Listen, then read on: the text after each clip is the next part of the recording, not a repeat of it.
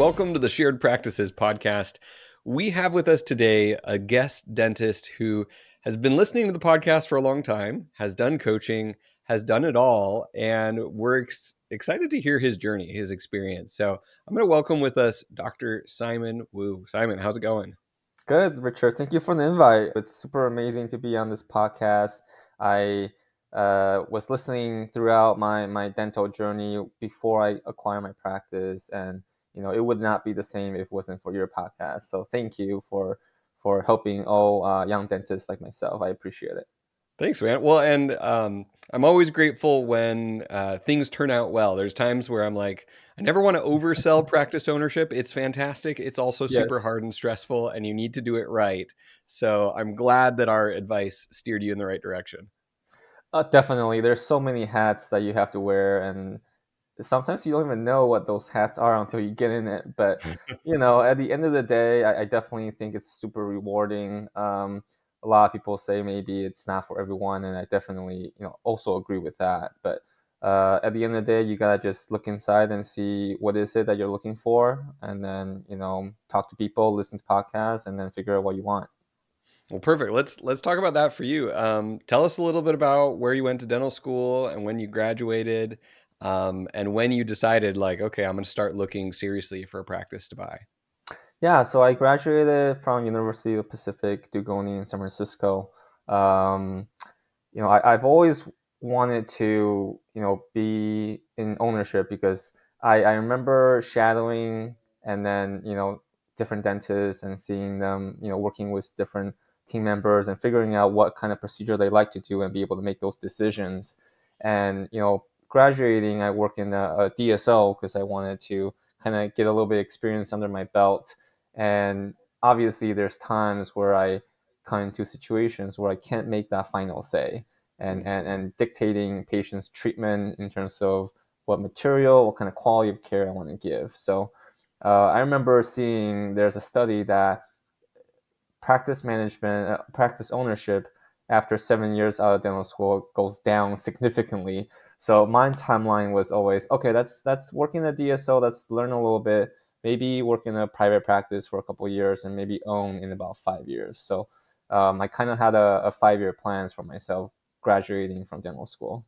So then what year did you graduate from Pacific? It was 2017, and Okay. then I bought my practice about 2 years ago, so 2023. Okay. And you mentioned, so you went and practiced off in the Midwest, Yes. and then decided, no, I want California again. Tell us about that. What made you realize I'm going to buy? Because I think there's a lot of people who are like, it's hard to own in major metros, which sometimes it can Yes. be. It's more expensive. Your overhead's higher. Your staff costs are higher. Right. Crowded metros where it's beautiful, the weather's nice, and people want to live. There's more Yes. competition. There's more dentists. But you said, screw it. I don't want to live in Yes, Wisconsin. Wisconsin anymore. I'm going back to California, and I'm going to own in California. And so that's a discussion that I think is really worth having because a lot of Yes. people are afraid to do that. So tell us about that. How afraid were you, or were you like, no, screw this, I'm doing it? Yeah, there's definitely a little bit of anxiety. I would say the reason why I moved out of California is I didn't want to be, I guess, a glorified hygienist as a new grad in California. There's just so much competition. I didn't want to work in a super big DSO like Western Dental. I I wanted to go see what else is out there, right? So I went to Wisconsin with a couple of my buddies. Luckily, I wasn't by myself, so I had a support system. And after about 6 years, I decided I just can't live in the snow anymore. Yeah. I didn't know seasonal depression was a real thing. Say what you want about California, but in my opinion, the weather really is can't be beat here. So I started looking at ownership both in Wisconsin and California, and at the end of the day, I just couldn't see myself settling down in a rural area in my 30s. There's nothing to do, there's no family and food, Yeah. and the quality of life that I want, right? So, I decided to focus on California. And to answer your question about the competition here and being uh, more difficult to strive in for success in the metro area. I think at the end of the day, it's about looking at the opportunities, because if you're gonna try to be in a competitive area, you have to look at the numbers and figure out what works for you. So there's definitely opportunities. You just gotta look a little bit more and do your research. Well, and the reality too is that prices are higher for everything, Yep. and including dentistry. Yes. You're still not complete in control with insurance reimbursements and things like that, but it can work. Like the numbers can work, but I think the risk and the caution to listeners for me is this is not where you can just kind of like go blindly into practice ownership. Because that's where if you buy a practice with extremely high overhead, with Yep. low new patient flow, that is anemic and doesn't have much opportunity to grow. I mean, I've seen people I've talked to someone who owned like multiple 3-op practices Okay. in Southern California, in similar areas to you, who like kind of had this little mini DSO. And I looked at what he had and I talked to them. I was just like, oh, I would never have bought any of these practices Yes. individually, and much less like bought all three of them and try and run all of them. And it was just they had stumbled their way into ownership. And so we've got an example here today of someone who knew what to look for and knew what to look out for, and then got the right help, and it can Mhm. be done successfully. So that's the conversation I'm excited to have. And so I want to hear, how did you start looking? How did you find your practice? And Yes. how long did it take you? So luckily, I'm a very fortunate person. When I started looking, I was using the ADA Practice Transition Service. Okay. It's kind of like a matchmaking between buyers and sellers. So I got connected in the zip code that I wanted to be in, and that took about maybe 4 to 6 months. So, like I said, I got very lucky because not every day you find a practice in the zip code you're looking for that kind of fits some of the metric you're looking for. Yeah. You did touch up on a few points, and I do want to, such as high overhead, op space, new patient number. However, it's important to consider those as opportunities as well. Mm. So, for example, when I look at my office, his overhead was 86%, and his new patient number per month was 8. And so right off the bat, it's like, oh my gosh, like there's all these red Yeah. flags, right? But there's two sides to the coin. You start looking, okay, is he doing any marketing? No, there's no marketing involved. Why is the overhead so high? It's because the production is so high, and his fee schedule was not good. He didn't negotiate with insurance. And so if you turn that into an opportunity, all of a sudden it's like, wow, there's so much potential, and you just got to look for that.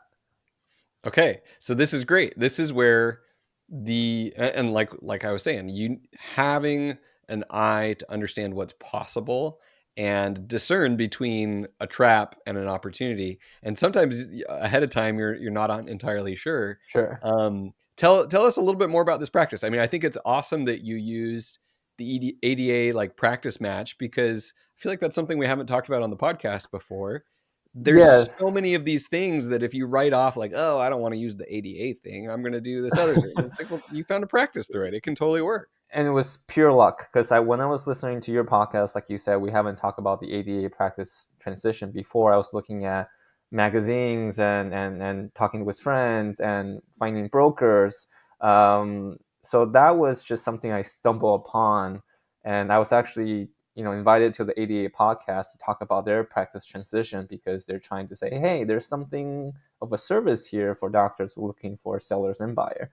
Yeah. So obviously if you're an ADA member, and I think even if you're not a member, you're able to use that service. So I do encourage listeners to look into that because I got very lucky using that route.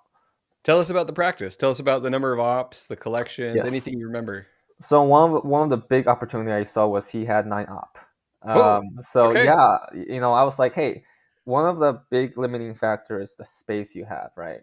And so even though they were struggling in a lot of different metric, I saw the ops as a huge opportunity, especially in California.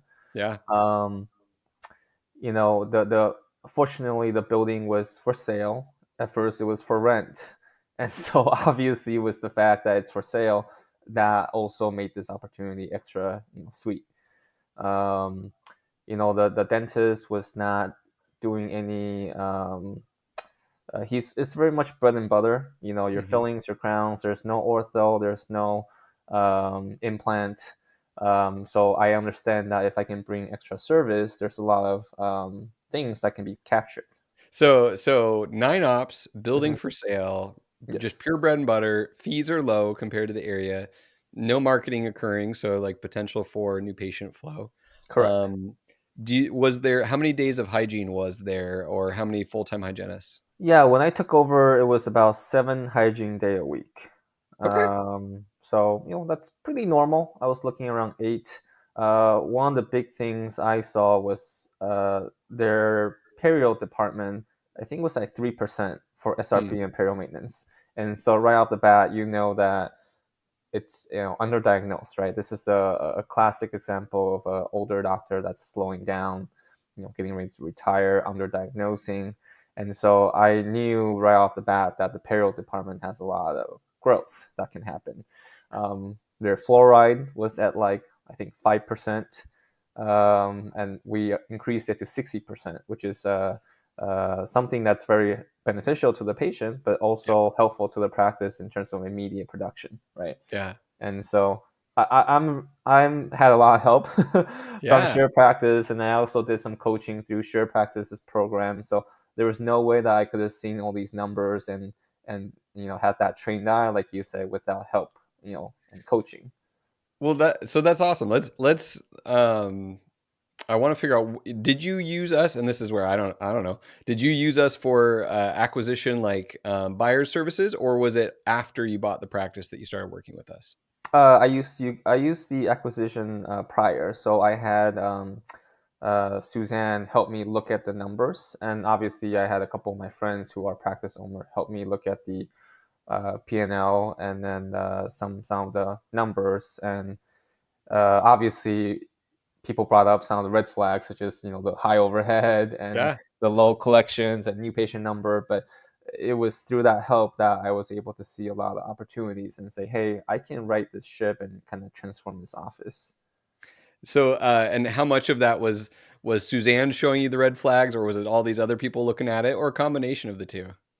I would say it's 50-50. I mean, Yeah. Suzanne obviously is very numbers and metrics driven, and my friends are more of a clinical side. You Okay. got to watch out for these things, hygiene department, and all that stuff. Okay. So it was like all good business opportunities, there was risk and reward. It was like, okay, Correct. there's potential for things to be rough for a little while, but I think on the backside of this, there's a real opportunity for growth. And I love if the real estate's involved, that's just icing on the Yeah. cake. But the 8 or 9 ops with a somewhat healthy, productive solo is just primed for future growth and future opportunity. Um, Yes. so you close on the practice. How much? Do you remember how much it was collecting and what the purchase price was? I think the collection was around 750, and then the purchase price was about 580. 580. Yeah. It's funny because I just this earlier today I did another interview just like this, and we Okay. were talking about a similar 8 op practice with the real estate for sale, and Okay. his purchase price was like 900K for the practice, and then like 700K for the real estate. Mhm. I'm guessing your real estate was a little more. What was the building? I think the building was close to 1 million, right? Yeah. Okay. But was Yeah. he also located in Southern California? No, not at all, not at Okay. all. Yeah, So that yeah, that exactly. So, that plays a big factor. Yeah. a big factor, but being able to buy the real estate in California, was it hard to get a loan at all, on that, or was it pretty straightforward to do the practice plus the real estate loan? I mean, I definitely needed a little bit of help. And yes, I had to get a loan from Bank of America. But, I think being a dentist, it's still nice that banks are willing to, talk with you and work with you. And obviously, they do want to see your numbers prior. So I had to provide my number as an associate, showing them this is my earning power, this is what I produce. Um, Beyond that, it was fairly straightforward. Okay. All right, Yeah. perfect. So, We purchased the practice, we purchased the building. Getting in there with your coach, what was the first thing that you guys decided to tackle and you felt like was the bottleneck and had, I don't know, what was scary right at first? You Yep. know, was there any major team turnover, any transition drama? And then what did you Yes. start on? So had a very good experience because the old doctor stayed on for about 8 months. So a little background about him, he was a family dentist that's been there for 30 years. His patient has been with him, since they were a kid, and it's pretty much your family dentistry, PPO, no Medi-Cal, no HMO, and so it was very fortunate that he was able to introduce me to the patients and kind of build that goodwill, and it was very very cordial, and they got to know me as a person. And since before I even took over practice, I sit down one-on-one with each team member and just talk to them, get to know Mhm. them on a more individual basis. What is it that you care about? What is it that you're looking for in the future? And so actually didn't have any staff turnover, which is super super good because all those staff have been there for a long time. Hygiene's been there for 20 plus years. So with the staff in place, the patients can see those familiar faces. So the transition went pretty smooth. The owner staying on was a good thing, not a bad thing, Yes. because sometimes that happens. Yes. So you got pretty fortunate in terms of like this was a good transition. It was not an ugly transition at all.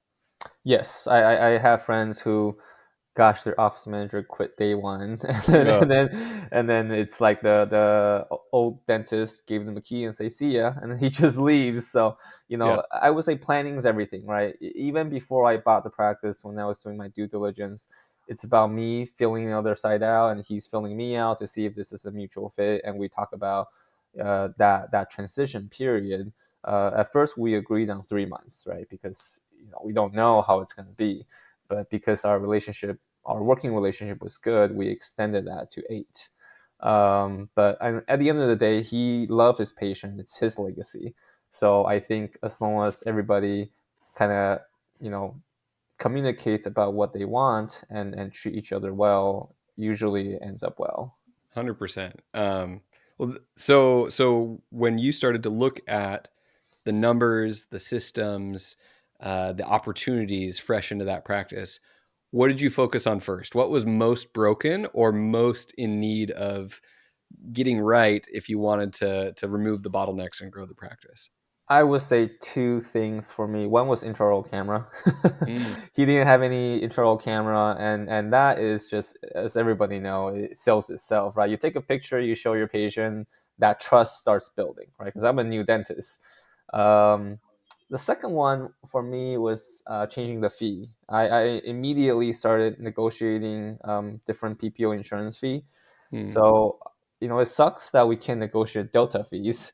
But for all the other PPO, I was able to join Umbrella. So before he was getting reimbursed $600 for zirconia crown, and mm. so that pretty much doubled after negotiation. So you got to work hard, but you got to work smart too. How So long did the negotiations take? Because yeah, that's that something that I know can take a little while, depending on how credentialing and all of that goes. correct. It took about 9 months. I Okay. did hire, I think, I forgot their name. I did hire like a PPO negotiation company to help me with that, so I don't have to stress about it. And obviously, it's worth it. So I do recommend looking at your fees and negotiating them. Well, and that's so it's funny if you do that right as you take over, that also can feel like a big risk because when you negotiate, you kind of have to go out of network temporarily Right. and patients might be getting letters, they might be like what the heck? I thought you guys were in network. Why am I, getting this come back or denied or whatever? So, that's a leap of faith to do that right out the gate, but it is something that if you do it on the other side of it, you're like, "I'm so glad." That's obvious, but for those 9 months, you're sweating a little bit. Definitely. Yeah. I mean, that's where having the old doctors there can be kind of helpful, Hmm, because he's also helping me build goodwill. I mean, clear communication about insurance and saying, hey, Dr. Wu is still going to be in network, but he is negotiating with the insurance. And occasionally we'll run into a couple cases where the patient are confused, and you just have a sit down chat with them. And obviously, you always do right to the patient in terms of, okay, we're willing to maybe do a write off for a certain procedure or something. So most people, as long as you take the time to talk to them, they'll understand. Um, what would you say the typical attrition rate is for a practice transition? I forgot. Is it like 20%? 10, 20%, but like, I don't know. These days, I feel like there's no typical. It's like Right, if you do it well, sometimes it can be like way less than 10. It can be close to zero. If you do it, if everything blows up in your face, just kind of right, worst case scenario, it can be way worse. So I'd say right. 10 or less. Yeah, and I would say, the reason why I ask is you're gonna have patients that maybe decided they want to switch practice when you transition for whatever reason. So, you know, I would just say don't worry about it. As long as you're treating the every patient with intention, and being clear and doing your best, you're gonna be okay. Yeah, it's that same like anytime you do something good in the world, like you're gonna get that 2-star review Mhm. from someone, and you're like, Yes. okay, I just gotta let it go, Right. and The I did first one everything I is hard could. too, but afterwards. Yeah, exactly, exactly. So you were in a good headspace about it. Having a coach really helps with that of like the relative like impact of these negative things that occur. So tell us a little bit about your coach, about what was really helpful early in those early days of transitioning of having a coach. Yeah, so my coach's name was Tracy. She was amazing. I definitely wouldn't have the success without her help. And as I mentioned before, she really helped me develop that trained eye in terms of. Um, I actually also use Practice by Number as my Yeah. software to help me track all those metrics. She basically helped me look at all those metrics in Practice by Number and digest them into something that is understandable, and then basically pointed out for me opportunities that I can have, such as fluoride and hygiene department. And so when I was making decisions like, hey, I want to bring on a hygienist for extra hygiene day, do you think my patient number support that? And that was very helpful because of her, I was able to safely add hygiene day. So now I'm at 9 hygiene day a week. Hmm. But I would be concerned about paying for more overhead when I don't have the active patient to support that hygiene department. So, she helped me a lot with personnel and how I want to plan for the future in terms of growing. Okay, so let's talk about that growth because those little jumps of like when you bring on more hygiene days is Hmm. like the scariest thing when you're on your own. When you've got a coach, it's like here's the numbers, here's when we're Yes. ready, here's when we start hiring. Yes. Um, you said this practice did not have a lot of new patient numbers. Hmm. Um, when did that turn for you? How long did it take for you to really start to get traction on new patient flow? I would say about a year. When I took over, he was about 8 new patient a month, and obviously I hired a marketing was wondrous, and I started doing my obviously my branding with logo and all that stuff. And I would say about a year later, I'm consistently averaging about 20 to 25, Okay. and now I'm about averaging 25 to 30. 2 years Okay. in, so. And that is one of the limiters of like, okay, if you've got a 2 doctor size practice, you've got a 9 op Mhm. practice, you have to be able to scale up into that. And then you also have to be able to have enough patients to account for the attrition out the back door of patients Correct. who move, who stop coming. And you're right in that zone of like 30, 40. Like that's where it's like you're making progress. Under 20, when you were like 10, Hmm. that's where you're like, ugh, I don't Yeah, that know was if I can stressful. grow into this space. I've got 9 ops, but what the heck? It doesn't matter Right. if I can't grow into it. So, how many hygiene days are you at right now? How far have you gotten on the patient base front? Yeah, I'm between 8 and 9. Okay. Some weeks it's 8, some weeks it's 9. Like you mentioned, with 9 up, I can definitely have an associate. So the ultimate goal is, well, not the ultimate. My goal in 2 years is to have an associate part time or full time. Grow that new patient number to consistently 30, 35, 40 a month.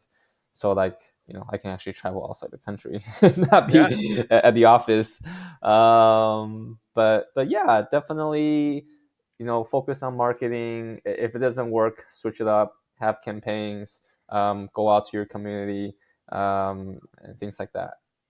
I think for you, one thing to look out for is a merger. If you can get a Mm, chart merger in your area, okay. because you've got the capacity, you've got the facility, and if you could grow by some, a 2-op, 3-op little practice that like is harder to sell, and it's got maybe 800 patients in there. Hmm. That's the type of practice that for you would allow you to make that leap of like, we're here, we want to go here, but we're just kind of Mm. getting there slower than we'd want to. So I don't know. Is that No, something you thought about? yeah, that's a super good idea. I actually didn't think about it until you pointed out. I was thinking more in terms of a group practice with my friends who maybe want to acquire a practice, or me acquiring a second practice. But I haven't thought about a merger, so that's actually a really good idea that I definitely should look into. Especially anything within, a 5 to 10 mile radius. I know California is a little denser, so Hmm. you got to figure out where would people be willing to drive to, Hmm. and just hit up, like map out like a crazy sociopath, a map on your Okay. wall of all the surrounding practices and how old the dentists are, and go build relationships with them. Because, and I'll yell at you if you ever say that again, what you just said. I'm thinking about buying another practice. If you have a Okay. 9-op practice Yes. and you have not filled it out, do not go buy another practice. Uh, Even though, actually, ironically, the dentist I interviewed earlier today did Yeah. just that. He found another He practice that found came another along his practice. way. The numbers were good, and he got it for under 100K. And then The I hear second what you're practice. saying. I mean, when I was younger, I always thought about being a group practice with my friends. I didn't want to work solo. I thought that was boring. But the extra stress that comes from managing multiple office compared to the I guess the financial gain oftentimes is not equal. And so, wanting to have a good work life balance is not super worth it depending on what you're looking for. So.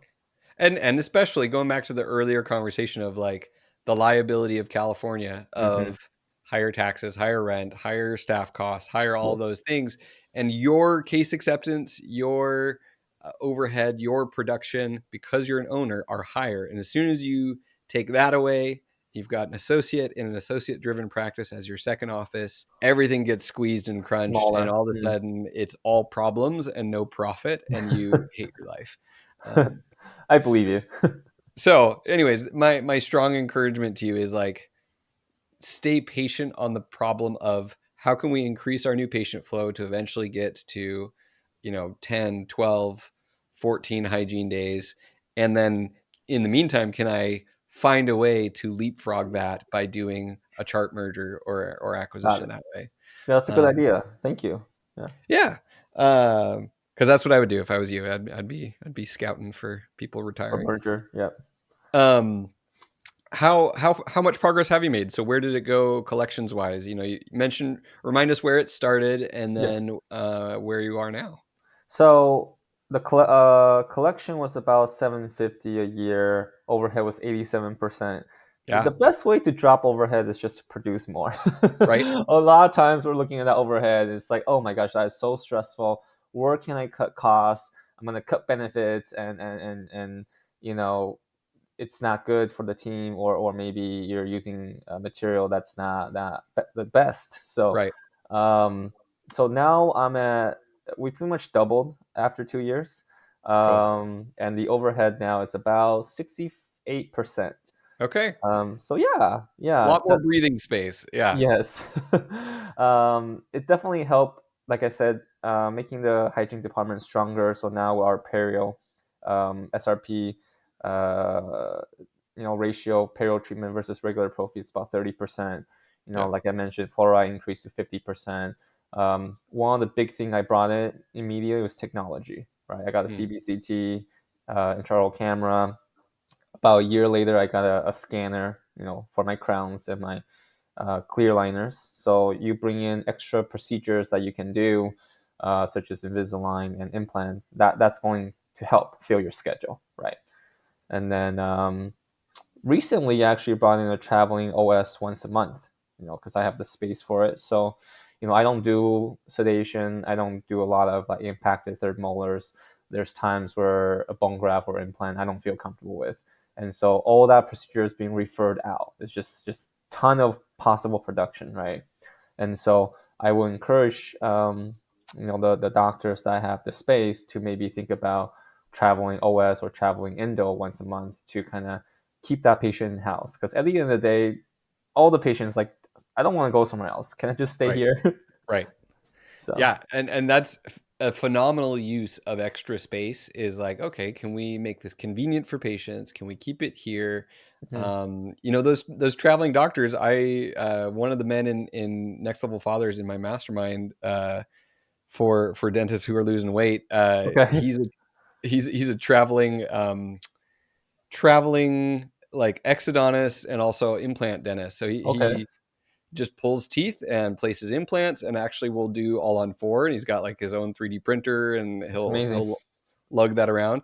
But Hmm. like the doctors who live that lifestyle love it. A traveling oral surgeon, traveling endodontist, because they don't have some massive overhead. They're Yes. able to just show up, do dentistry, go away. You manage all of the billing and all of that. They get paid. They make it really clean and simple, so it can work super well for both you and them. So that's cool that you've figured out a way to make that work. Yes. Also for the patient, it really is a win-win-win because these patients I'm referring out anyway. Patients don't want to go somewhere else.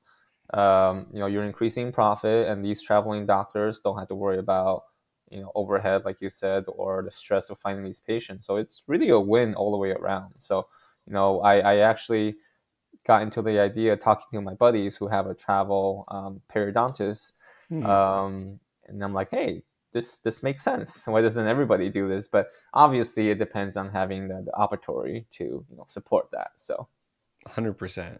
Well, okay, cool. So, the practice, what seemed like a scary opportunity up front seemed to play out very well. You bought right. You mhm. had support, making that decision right up front. You had coaching, and over 2 years, doubled the practice, Yes, turned what was almost an anemic overhead into a very healthy, profitable practice. You bought the real estate, and now you've got runway to continue to grow as much as you can figure out. Can we get the new patients into that 40, 50 range and add hygiene days? Can we find a way to take the use the rest of those operatories? You've got a lot of opportunity in front of you. yes, definitely. I mean, I'm also big on work-life balance. Yes. So I actually am cutting it back on Fridays. We were closed the last Friday of every month, but now I'm doing every other Friday. So 4.5 days a week. But definitely, working hard on the days that I'm there. I want to be productive. Figuring out how I'm going to continue to grow into a two-doctor office. Making sure we're taking care of our patient with the procedure that we can do here instead of referring out as much. And so, yeah, that's my 2 years, 5-year plan. Yeah. And then you touched on a point earlier about, I think, insurance. I think we all know how much dentists want to get out Delta Dental, Yeah. and them not negotiating fees. And I do want to point out that there's a business model for different kind of offices. So, for example, even by taking Delta Dental, my office is very profitable, right? Mm. Ultimately, I would love to get out Delta Dental, but unfortunately, I think 60% of my patient population is Delta. So it would take a lot of planning for me to try to get out Delta Dental. But with the amount of production we have and the overhead, one can look at the situation and be like, this makes sense. You don't have to, shoot yourself in the foot to try to get out of a PPO. You don't, and that's really good to hear because I think on the internet so much gets idealized of Yes.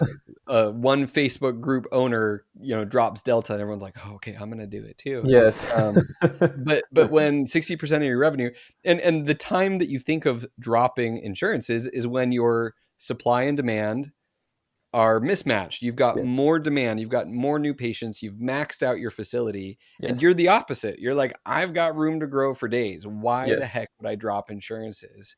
And so you're able to see the lay of the land very clearly and be like, no, this works. We're profitable.